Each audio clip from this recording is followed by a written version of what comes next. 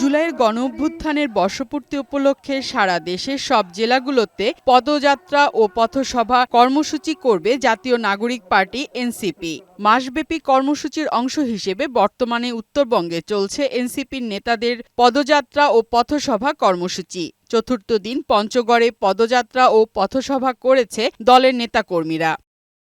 দুপুরে আটুরিয়া উপজেলার ফকিরগঞ্জ বাজারে এনসিপির দলীয় কার্যালয়ের উদ্বোধন ও পথসভায় বক্তব্য রাখেন দলের কেন্দ্রীয় নেতারা। এ সময় নাগরিক পার্টি এনসিপির আহ্বায়ক নাহিদ ইসলাম বলেন, বিগত দিনে সনাতন ধর্মাবলম্বী ভাইবোনেরা অনেক নির্যাতিত হয়েছেন, কিন্তু কোনো বিচার পায়নি।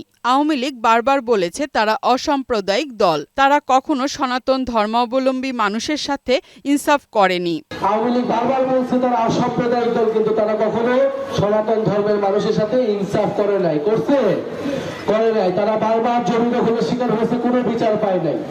আমরা চাই এই নতুন বাংলাদেশে তারা ইনসাফের ভিত্তিতে, সম্প্রীতির ভিত্তিতে আমরা একসাথে এই বাংলাদেশে বাংলাদেশী হিসেবে, নাগরিক হিসেবে সকল সুযোগ সুবিধা পাবো।